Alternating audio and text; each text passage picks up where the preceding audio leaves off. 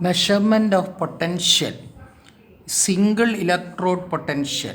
A galvanic cell can be set by combining two half cells, one involving an oxidation process and the other a reduction process. The half cells used for this purpose are called single electrodes, and the reactions occurring at them are called half cell reactions. The half cell at which the oxidation occurs is called oxidation electrode or oxidation half cell, whereas the half cell involving the reduction is called reduction electrode or reduction half cell. The potential developed on an electrode due to oxidation or reduction process is called single electrode potential or half cell potential or simply electrode potential. The electrode potentials are responsible for the EMF of the galvanic cell.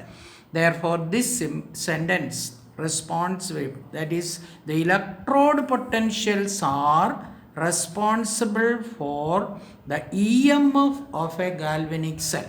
Now we are going to study the relationship of the cell reaction and the EMF, and what is the redox reaction to do with the current generation, all these points. Now first point, electrode potential.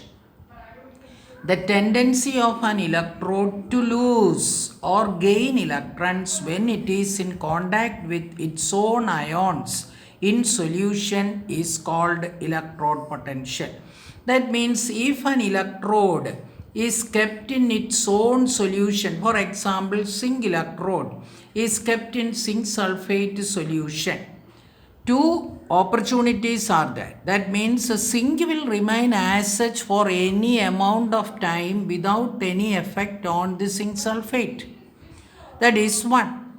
Then second is that zinc can give out the Zn plus ions and two electrons. That is the second option. And the other option is that Zn ion, 2 plus ions can come to this electrode and gain 2 electron and get converted to zinc. These are the possibilities we are going to study in detail.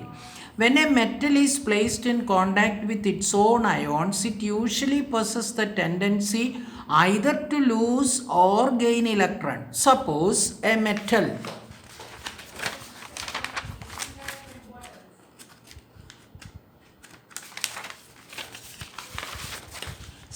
a metal rod M is immersed in a solution containing its own ions. That is, in general, that we are going to keep a metal M in Mn plus solution. In this case, we may have any of the following three possibilities. That is what I said. Either the metal can remain as such, or the metal can give away the Mn plus ions in the solution with plus 2 electron, or Mn ions can attack the metal plate which is placed and accept 2 electron and get converted to metallic M. That means metal M. Therefore, let us see the first option. A metal ion Mn plus collides with the electrode and undergoes no change. That means nothing to do with the metal. Even though it collides, no change will take place. Then 2. A metal atom present on the electrode, that is M, loses n electron and enters into the solution as Mn plus ion. That is, the metal atom is getting oxidized. That is the second case. That is the case 2. That when we comes here, that is discussed. 3. A metal ion Mn plus collides with the electrode, takes n electron. That means n electron from the electrode and get converted into neutral atom M. That is, the metal ion get reduced. Therefore, three options. Either the metal can remain as such, or the metal can get oxidized with the electron, or the metal can reduce to metal. Now, case 1. When the metal atom or the ion undergoes no change. If an electrode assembly is such that neither the metal atom or the metal ion undergoes any change, no oxidation, no reduction process takes place at the electrode, and no potential is developed on it, such an electrode assembly is called null electrode. Explain what is meant by null electrode. Case 2. When the metal atom gets oxidized, the metal atom M present on the electrode lose n electron and gets oxidized into Mn plus ions as shown below. This is the diagrammatic representation. M is placed in Mn plus, and M ions, Mn plus ions are giving it to the solution.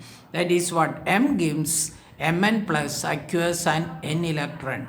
The ion Mn plus thus formed passes into the solution, and the electrons liberated in the oxidation process gets accumulated at the electrode. The process continues until an accumulated charge in the solution opposes further action. Thus, the electrode develops a negative potential. That is the most important thing. See, we know that M is giving it to M, converted into Mn plus and n electron. This n electron will stick on to this electrode. Therefore, electrons are negatively charged. Therefore, this electrode gets a negative charge. That is why the reason the oxidation electrode is named as anode, but it is negatively charged. The potential thus developed in the oxidation potential and the electrode assembly of this type is called oxidation electrode or anode. Now, case 3, when the metal ion gets reduced,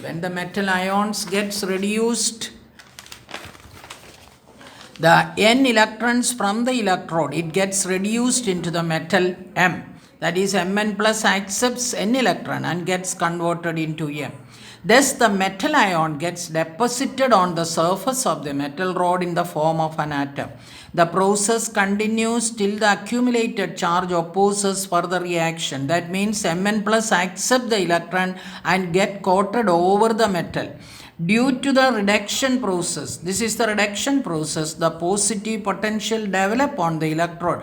That means all the metal is coated and this Mn plus will stick to the sides of the electrode because which is not at all converted into M. These positive ions causes a positive charge. Therefore, the potential thus developed in the reduction electrode and the electrode assembly of this type is called reduction electrode. The diagrammatic representation, all the N plus will come here on the electrode. Those who get deposited forms a coating on the surface, all the other will remain on the sides of the electrode, creating a positive charge for the electrode. The nature of the potential developed on a particular electrode depends upon the relative tendencies of the metal atom to get oxidized and of the metal ion to get reduced. When the metal has a greater tendency to get oxidized, the electrode develops a negative potential due to the accumulation of the electron on the rod. On the other hand, the metal ions possess a greater tendency to get reduced and the electrode develops a positive charge. In short, anode gets a negative charge and cathode gets a positive charge.